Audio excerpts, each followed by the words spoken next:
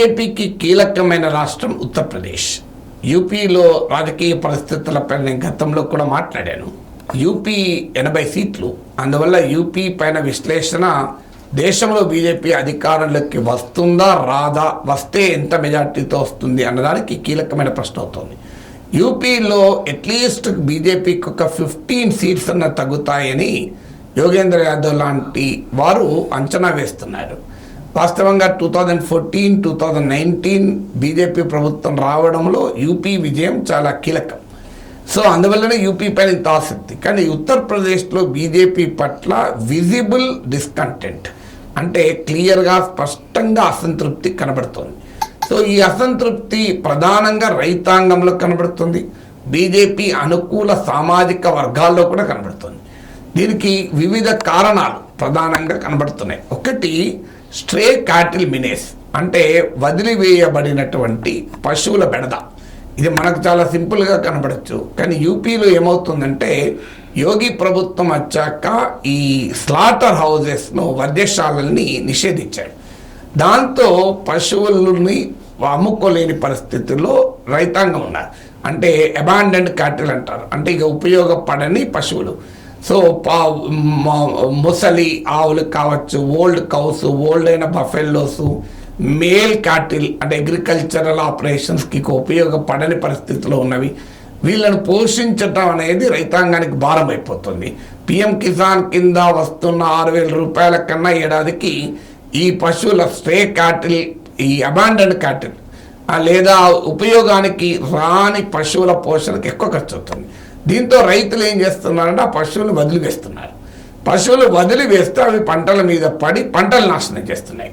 So అందువల్ల ఈ stray cattle menace అనేది ఈవెన్ బీజేపీకి బలంగా అనుకూలమైన బ్రాహ్మణ్ ఫార్మర్స్లో కూడా ఈ సమస్యను వ్యక్తం చేస్తున్నారు. సో అన్ని కులాల రైతాంగంలో కూడా ఈ స్ట్రే క్యాటిల్ మినేస్ ఒక పెద్ద ఛాలెంజ్గా మారిపోయింది.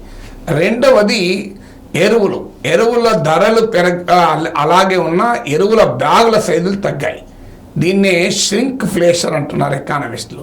అంటే ష్రింక్ అంటే తగ్గడం, అంటే బ్యాగ్ సైజ్ తగ్గడంతో క్వాంటిటీ ఆఫ్ ఫెర్టిలైజర్ తగ్గింది, అంటే అది ఆటోమేటిక్గా ధర పెరిగినట్టే.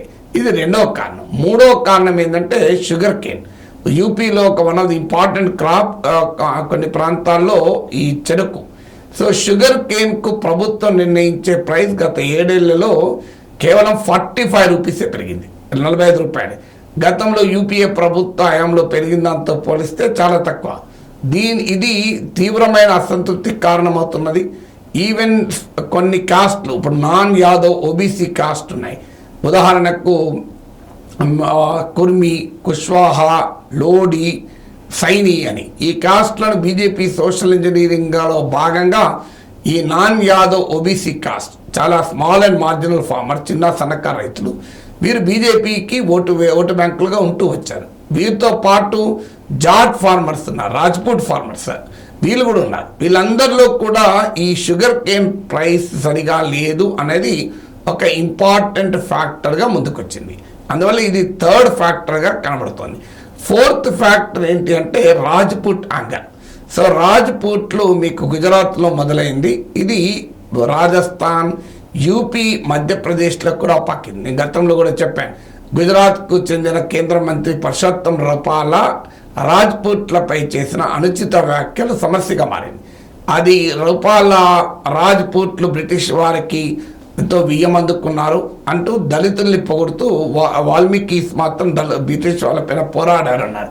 దీంతో బాయ్కాట్ రాజ్పూట్ అని పిలిపించారు. దీనికి తోడు యోగి ఆదిత్యనాథ్ను మోడీ అధికారంలోకి వస్తే మళ్ళీ మారుస్తాడు అనేది యోగి ఠాకూర్ కనుక రాజ్పూట్స్, క్షత్రియాస్, ఠాకూర్స్ వీళ్ళంతా ఒక వర్గంగా మారి బాయ్కాట్ బీజేపీ అనే క్యాంపెయిన్ కూడా రాజ్పూట్ నడిపారు. సో రాజ్పూట్ పంచాయత్, మహాపంచాయత్ అని చెప్పి మీరట్లో, ముజఫర్ నగర్లో, కైరానాలో భారీ రాజ్పూట్ సమ్మేళనాలు జరిగాయి. సో జరిగి బీజేపీని బహిష్కరించండి, ఒక యోగిని మినహా అంటూ పిలిపించారు. దీనికి ఇది ప్రధానమైన సమస్యగా చాలా ప్రాంతాల్లో రాజ్పూట్ల వ్యతిరేకతకు, ఈ కమ్యూనిటీ వ్యతిరేకత కారణమవుతుంది. దీనికి తోడు అక్కడ మిహిర్ భోజా అని కింగ్, యూపీని కనోజ్ రాజధానిగా చేసుకుని పాలించిన రాజు, ఆయన విగ్రహాన్ని కింద గుర్జర్ కాస్ట్ అని రాశారు. ఇది రాజ్పూట్ల కోపాన్ని మరింతగా పెంచింది. రాజ్పూట్లు అమ్మేది ఏంటంటే మిహిర్ భోజా తమ కమ్యూనిటీకి చెందిన వ్యక్తి అని. సో ఇలా రాజ్పూట్ యాంగర్ అనేది ఒక ప్రధానమైన సమస్యగా బీజేపీని అక్కడ ఇబ్బంది పెడుతున్నటువంటి పరిస్థితి. ఇక 5వది జాబ్స్ అండ్ అన్ఎంప్లాయ్మెంట్. సో ఇది మీకు జాబ్స్ అండ్ ఇన్ఫ్లేషను దేశవ్యాప్తంగా ఒక ఇష్యూగా ఉంది. CSDS లోక్నీతి స్టడీలో కూడా ఉద్యోగాలు ఆ ధరలు అనేది ప్రధానమైన డిస్కంటెంట్ బీజేపీ ప్రభుత్వం పైన. యూపీలో కూడా ఇది క్లియర్గా కనబడుతోంది. ఎందుకంటే అగ్నివీర్ స్కీమ్ వెస్ట్రన్ ఉత్తరప్రదేశ్లో ఆర్మీ ఇది మేజర్ సోర్స్ ఆఫ్ ఎంప్లాయ్మెంట్. ఇప్పుడు హర్యానాలో వెస్ట్రన్ ఉత్తరప్రదేశ్లో బీజేపీని బాగా దెబ్బతీస్తున్న అంశం అగ్నివీర్ పథకం. సో అగ్నివీర్కి వ్యతిరేకంగా పెద్ద ర్యాలీలు కూడా దేశంలో జరిగాయి. ఈవెన్ సికింద్రాబాద్లో కూడా జరిగాయి. సో ఇక్కడంటే రద్దుమణిగింది, కానీ వెస్ట్రన్ యూపీ హర్యానాలో ఇది ఒక పెద్ద ఇష్యూగా ఉంది. సో అగ్నివీర్ స్కీమ్ పైన ఉన్న అసంతృప్తి, దానికి తోడు ఇటీవల యూపీ ప్రభుత్వం నిర్వహించిన కానిస్టేబుల్ ఎగ్జామ్లో 48 లక్షల యూత్ పాల్గొన్నారు. కానీ పేపర్ లీక్ అయిపోవడంతో ఆ ఎగ్జామ్ రద్దయింది. లోక్సభ ఎలక్షన్ల తర్వాత పెడతామంటున్నారు. ఇలా ఫ్రీక్వెంట్గా పేపర్ లీక్స్ కావడము యోగి ప్రభుత్వంలో కూడా యూత్లో తీవ్రమైనటువంటి అసంతృప్తికి అది కారణమవుతుంది. ఇక 6th ఫ్యాక్టర్ ఏంటంటే జాట్ షిఫ్ట్ ఎంత మేరకు జరిగింది అనేది ఇప్పుడు ఒక అనుమానంగా మారింది. వాస్తవంగా రైతాంగ ఉద్యమంలో సమయంలో జాట్లే ఈ ఉద్యమానికి నాయకత్వం ఇచ్చారు. పంజాబ్, హర్యానా, వెస్ట్రన్ ఉత్తరప్రదేశ్ రైతులు. సో ఇక్కడ ఆ రైతాంగ ఉద్యమ వల్ల జరిగిన నష్టాన్ని పూడ్చుకోవటానికే RLD రాష్ట్రీయ లోక్దళ్ను బీజేపీ ఎన్డీఏలోకి తీసుకురాగలిగింది. కానీ ఎన్డీఏలోకి RLD వచ్చింది, కానీ జాట్ ఫార్మర్స్ ఎంత షిఫ్ట్ అయ్యారనేది ఒక ప్రశ్న. పూర్తి స్థాయిలో షిఫ్ట్ కాకపోవచ్చు అనేది ఒక అంచనాగా ఉంది. అందువల్ల జాట్ షిఫ్ట్ పూర్తిగా కాకపోతే RLD పొత్తు వల్ల వచ్చే ఆప్టిమల్ అడ్వాంటేజ్ను బీజేపీ పూర్తి స్థాయి లాభాన్ని పొందదు. ఇక 7వది రిజర్వేషన్ ఇష్యూ. ఇది దేశవ్యాప్తంగా ఇష్యూగా ఉంది.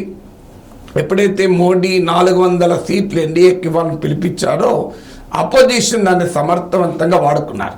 400 సీట్లు వస్తే రాజ్యాంగాన్ని మారుస్తుంది బీజేపీ, మార్చి రిజర్వేషన్లు లేకుండా చేస్తుంది అన్న అంశాన్ని చాలా సమర్థవంతంగా ఇండియా కూటమి నేతలు ప్రజల్లోకి తీసుకెళ్ళగలిగారు. అందుకే మోడీ ఉపన్యాసాల్లో కూడా రిజర్వేషన్ల గురించి ఎక్కువ మాట్లాడాల్సి వస్తుంది. నేను యూపీలో మాట్లాడుతూ కూడా నేను కూడా బీసీని, నేను రిజర్వేషన్లు తీసేస్తానా, నేను మీ నుంచే వచ్చిన వాడిని కదా అని మోడీ చెప్పుకోవాల్సిన పరిస్థితికి నెట్టివేయబడ్డారు. అందువల్ల ఈ రిజర్వేషన్లు ఎత్తివేస్తారు. ఎందుకంటే అనంతకుమార్ రెడ్డి నుంచి మొదలుకొని చాలా వివిధ బీజేపీ నాయకులు రాజ్యాంగాన్ని మారుస్తాం, 400 సీట్లు వస్తాయని ఎప్పుడైతే అన్నారో అపోజిషన్ రేటుకు బలం చేకూరింది. అందువల్ల మీకు దళిత్ జాతవులకు పడదు. యాదవులేమో మీకు సమాజ్వాదీ పార్టీ ఫాలోయింగ్, జాతవ్స్ ఏమో మాయావతి ఫాలోయింగ్. కానీ జాతవుల మధ్య సంబంధాలు కూడా మెరుగయ్యాయి అంటున్నారు. నాన్ యాదవ్ ఓబీసీల మధ్య కూడా కొంత రిలేషన్స్ ఇంప్రూవ్ అయినాయి అంటున్నారు. సో అందువల్ల ఈ రిజర్వేషన్ ఫియర్స్ కనుక జనంలోకి బాగా వెళ్ళడం కూడా బీజేపీకి ఒక ఛాలెంజ్గా మారింది. 8వది ఎస్పీ క్రియేట్ చేసిన సోషల్ ఇంజనీరింగ్. ఎస్పీ ఒక పిలిపించింది, పిచ్ డే దళిత్ అల్పసంఖ్యాక్ అని. అంటే బీసీలు, దళితులు, ముస్లింల కాంబినేషన్తో బీజేపీని ఓడించాలని. సో వాస్తవంగా ఇదివరకు ముస్లిం యాదవ్ కాంబినేషన్ ఉండేది, MY కాంబినేషన్ అనేది. ఇప్పుడు యాదవులకే పరిమితం కాకుండా ఎంటైర్ మండల్ కమ్యూనిటీని మందిర్ పాలిటిక్స్కి వ్యతిరేకంగా నిలబెట్టే ప్రయత్నం ఎస్పీ చేస్తోంది.